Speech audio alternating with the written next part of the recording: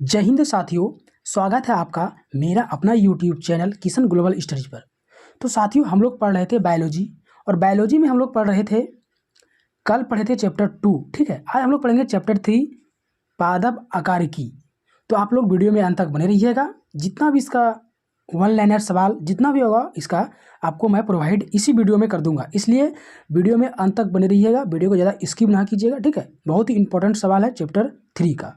तो बढ़ते हैं चैप्टर 3 के क्वेश्चन की ओर और देखते हैं इसका किस तरह और किस टाइप का क्वेश्चन पूछा गया है। ठीक है, तो आप लोग वीडियो में अंत तक बने रहिएगा और चैनल में नए हैं तो सब्सक्राइब कर लीजिएगा और दोस्तों को शेयर जरूर कर दीजिएगा। ठीक है, बढ़ते हैं क्वेश्चन की ओर।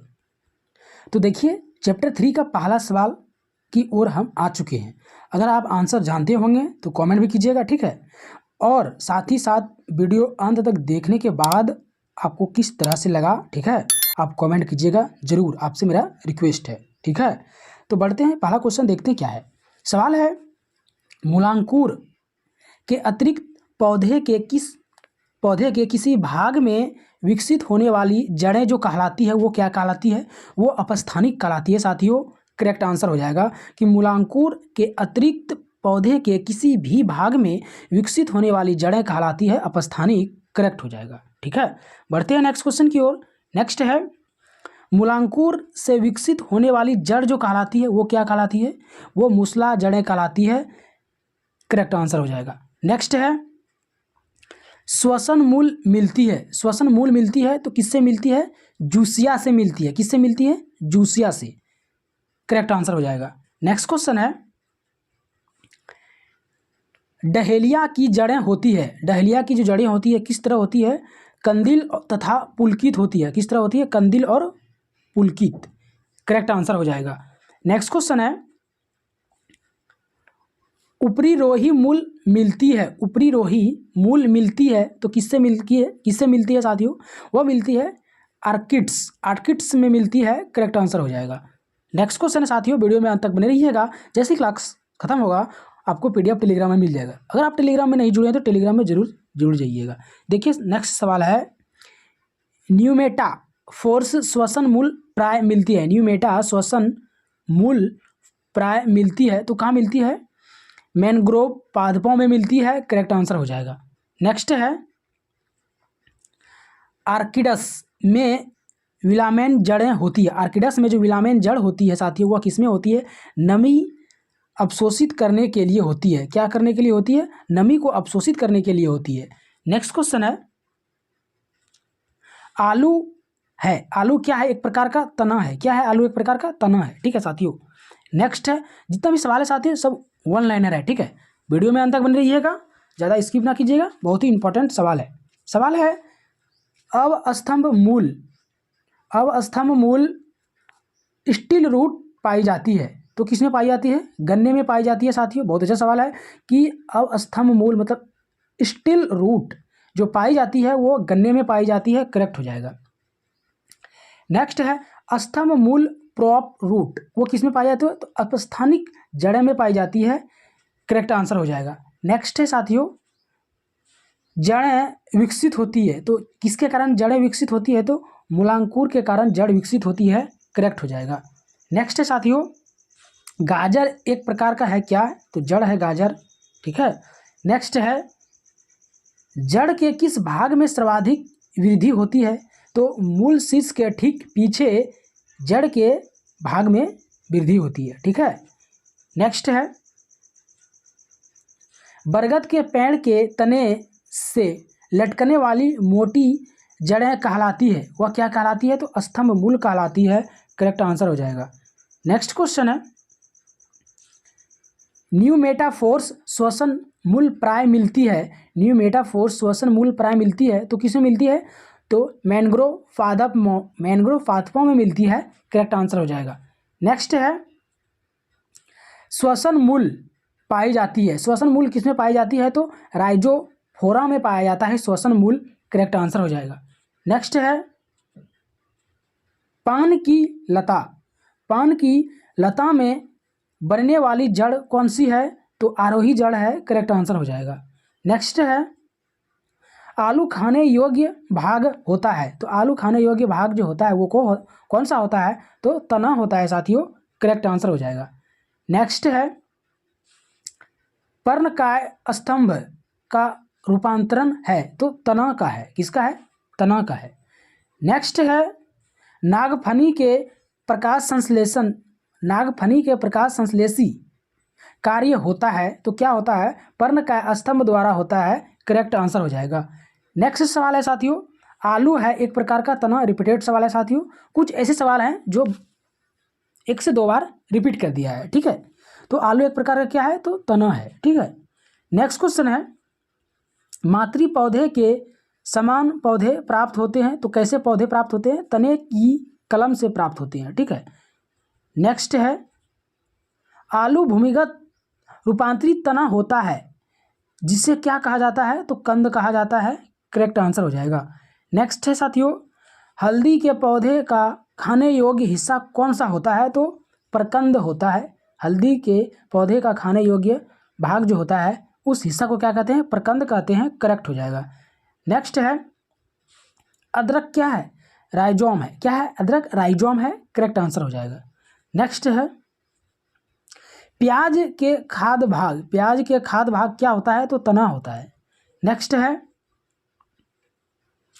किसकी पत्ती में पर्णदल प्राय न्यूक्रित होता है, तो शुष्कोद्भिद में होता है, किस में होता है, शुष्कोद्भिद में होता है, करेक्ट आंसर हो जाएगा। नेक्स्ट सवाल है साथियों सरकंद ऋतु में पत्तियां शाखाओं से टूटकर नीचे गिर जाती है तो किसके कारण नीचे गिर जाती है साथियों, वह विलगन परत के निर्माण के कारण नीचे गिर जाती है, करेक्ट आंसर हो जाएगा। नेक्स्ट सवाल है पुष्पों का अध्ययन क्या कहलाता है, तो एंथोलॉजी कहलाता है, पुष्पों का अध्ययन एंथोलॉजी कहलाता है, ठीक है। नेक्स्ट है वे पौधे जिनमें कभी पुष्प नहीं बनते हैं क्या कहलाते हैं, उसे जिनमें कोई पुष्प नहीं बनते हैं साथियों, वे पौधे जिसमें कभी पुष्प नहीं बनते हैं उसे हम क्या कहते हैं, तो क्रिप्टोगैम्स, करेक्ट आंसर हो जाएगा। नेक्स्ट है साथियों चमगादड़ द्वारा परागण कहलाता है, चमगादड़ द्वारा जो परागण कहलाता है वो क्या कहलाता है, तो चीरे परोफिली, चीरे परोफिली, करेक्ट आंसर हो जाएगा। नेक्स्ट है पुष्प के जनन चक्र है, क्या है, तो पुमंग एवं जयांग है, करेक्ट हो जाएगा। नेक्स्ट है पौधे का कौन सा भाग फूल बनने का उद्दीपन ग्रहण करता है, पौधे का कौन सा भाग फूल बनने का उद्दीपन ग्रहण करता है, तो पर्ण करता है साथियों, करेक्ट हो जाएगा। नेक्स्ट है कुरिंजी पुष्प के 12 वर्ष में एक बार खिलने का कारण है, कुरिंजी जो पुष्प साथियों 12 वर्ष में एक बार खिलता है, तो इसका जो करेक्ट आंसर होगा वो होगा किसके कारण खिलता है 12 वर्ष में, तो फ्लोरिजन श्राव के कारण 12 वर्ष में एक बार खिलता है, ऐसा पुष्प है, जो कौन सा पुष्प है जो 12 वर्ष में एक बार खिलता है और किसके कारण खिलता है, तो फ्लोरिजन श्राव के कारण, करेक्ट आंसर हो जाएगा। नेक्स्ट है संसार का सबसे छोटा पुष्प क्या है, तो वुल्फिया, सबसे छोटा पुष्प क्या है, तो वुल्फिया है, ठीक है। नेक्स्ट है फूलगोभी में पौधे का उपयोगी भाग कौन सा होता है, फूलगोभी में पौधे का जो उपयोगी भाग होता है वो कौन सा होता है, तो ताज़ा पुष्प समूह, करेक्ट हो जाएगा। नेक्स्ट है कौन सा विश्व का सबसे बड़ा पुष्प है साथियों, तो रेफ्लेसिया है सबसे बड़ा पुष्प विश्व का, रेफ्लेसिया, करेक्ट आंसर हो जाएगा, ठीक है, बहुत इंपॉर्टेंट सवाल है। नेक्स्ट है जीवन चक्र की दृष्टि से पौधे का सबसे महत्वपूर्ण अंग है, सबसे महत्वपूर्ण अंग कौन सा है, तो पुष्प है, करेक्ट हो जाएगा। नेक्स्ट है साथियों परागकोश से वर्तिकाग्र तक पराग का स्थानांतरण क्या कहलाता है, तो परागकण कहलाता है, परागण कहलाता है, करेक्ट आंसर हो जाएगा। नेक्स्ट है साथियों एनीमोफिली का परागण है तो क्या है, वायु द्वारा होता है एनीमोफिली का परागण। नेक्स्ट है एंटिमोफिली का परागण जो होता है वो किसके द्वारा होता है, वो कीटों के द्वारा होता है, करेक्ट आंसर हो जाएगा। नेक्स्ट है चमगादड़ द्वारा परागण कहलाता है, तो चमगादड़ द्वारा परागण कहलाता है, क्या कहलाता है, चमगादड़ जो परागण होता है साथियों उसको हम कहते हैं चीरे परोफिली कहते हैं। रिपीटेड सवाल साथियों एक बार और पूछा, एक बार दोबारा फिर से रिपीट कर दिया, ठीक है, कि चमगादड़ का जो परागण होता है वो किसके द्वारा होता है, वो होता है चिरेप्रोफिली द्वारा होता है, करेक्ट आंसर हो जाएगा। नेक्स्ट है जुफली। जुफली परागण जो होता है वो किसके द्वारा होता है? जंतुओं के द्वारा होता है, करेक्ट हो जाएगा। नेक्स्ट है एंथ्रोफिली का परागण जो होता है वो पक्षियों द्वारा होता है, ठीक है। नेक्स्ट है जल परागण क्या कहलाता है साथियों? तो हाइड्रोफिली कहलाता है। जल जो परागण होता है वो किसके द्वारा होता है? तो हाइड्रोफिली द्वारा होता है। नेक्स्ट है जो परागण बंद पुष्पों में होता है वह क्या कहलाता है? तो क्लिस्टोगेमी कहलाता है। क्या कहलाता है? क्लिस्टोगेमी कहलाता है। जो बंद पुष्प में जो परागण होता है उसको हम क्या कहते हैं? क्लिस्टोगेमी कहते हैं, करेक्ट आंसर हो जाएगा। नेक्स्ट है पर परागण लाभदायक होता है क्योंकि इसके कारण क्या होता है? अच्छी संतान पैदा होता है साथियों, इसलिए यह बहुत ही लाभदायक होता है। नेक्स्ट है वर्तिकाग्र स्टाइल सदैव खुरदरा एवं चिपचिपा होता है, तो उसे क्या कहते हैं? कीट परागित पुष्प कहते हैं। क्या कहते हैं? कीट परागित पुष्प। नेक्स्ट है घोंघे द्वारा परागण कहलाता है। क्या कहलाता है? घोंघे के द्वारा जो परागण होता है उसको क्या कहते हैं? उसे कहते हैं मेलेकोफिली। क्या कहते हैं? मेलेकोफिली। घोंघे का द्वारा जो परागण होता है उसे कहते हैं मेलेकोफिली, करेक्ट आंसर हो जाएगा। नेक्स्ट है साथियों बहुत ही इंपॉर्टेंट सवाल है, सुगंधित पुष्पों में परागण किसके द्वारा होता है? तो कीट द्वारा होता है, करेक्ट आंसर हो जाएगा। नेक्स्ट है परागण जो है वो क्या है? अपूर्ण विकसित नर युग्मविद है। क्या है? परागण अपूर्ण विकसित नर युग्मविद है, ठीक है। नेक्स्ट है कीटों द्वारा परागित फलों के परागण होते हैं। कीटों द्वारा जो परागित फलों द्वारा परागण होता है उसे क्या कहते हैं? रुक्ष और चिपचिपे। उसे क्या कहते हैं? रुक्ष चिपचिपे, करेक्ट आंसर हो जाएगा। नेक्स्ट सवाल है साथियों, वीडियो में अंत तक बने रहिए, कि सवाल है निषेचन क्रिया है क्या है? एक नर युग्मक का अंडाणु से संयोजन। क्या है? निषेचन का क्रिया क्या है? एक नर युग्मक अंडाणु का संयोजन, करेक्ट हो जाएगा। नेक्स्ट है निषेचन के पश्चात बीजों के बीजावरण विकसित होता है, तो अध्यावरणों के कारण होता है, करेक्ट आंसर हो जाएगा।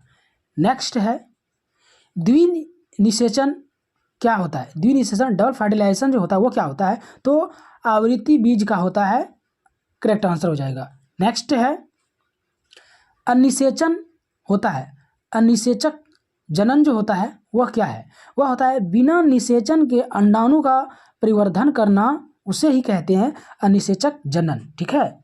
नेक्स्ट है बिना निषेचन के एक अंडाशय के फल में विकसित होने को कहते हैं। बिना निषेचन के अंडाशय के फल में विकसित होने को क्या कहते हैं? तो उसे कहते हैं पार्थिनोकॉर्फी। क्या कहते हैं? पार्थिनोकॉर्फी, करेक्ट आंसर हो जाएगा।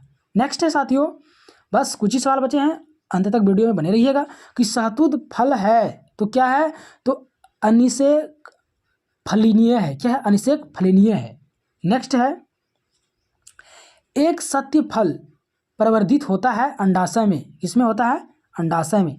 नेक्स्ट है आभासी फल का उदाहरण है तो क्या है? सेब, ठीक है। आभासी फल का उदाहरण क्या है? सेब है। नेक्स्ट है नारियल तथा आम के फल होते हैं तो किसका होता है? ड्रूप का होता है, करेक्ट आंसर हो जाएगा। नेक्स्ट है पके हुए आम खाने योग्य आकारिकीय भाग होता है। पके हुए आम का जो भाग खाया हुआ खाने योग्य भाग होता है उस भाग को क्या कहते हैं? तो मध्य फल भित्ति कहते हैं। पके हुए आम खाने योग्य जिस भाग को हम कहते हैं उसे क्या कहते हैं? जिसको हम खाते हैं उसे क्या कहते हैं? पके आम को उसे कहते हैं मध्य फल भित्ति, ठीक है। नेक्स्ट है नारियल खाने योग्य भाग को हम क्या कहते हैं? तो उसे भ्रूणपोष कहते हैं, ठीक है। नेक्स्ट है लीची खाने योग्य भाग को क्या कहते हैं? तो एरिल कहते हैं। लीची का जो खाने योग्य भाग है उसे क्या कहते हैं? तो एरिल कहते हैं। नेक्स्ट है सेब एवं नाशपाती खाने योग्य भाग को क्या कहते हैं? तो मांसल पुष्पासन। क्या कहते हैं? मांसल पुष्पासन। नेक्स्ट है फलों का वह प्रकार जिसमें लीची को रखा जा सके वह है क्या है? तो नट है। क्या है? नट। नेक्स्ट है बीज रहित फल प्राप्त किया जा सकता है तो किससे प्राप्त किया जा सकता है? हार्मोन्स के व्यवहार द्वारा, करेक्ट आंसर हो जाएगा। नेक्स्ट है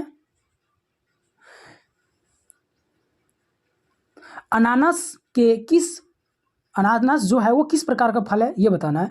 तो साइकोनस फल है, अनानास क्या है, साइकोनोस फल है। क्या है साथियों, साइकोनोस फल, करेक्ट हो जाएगा।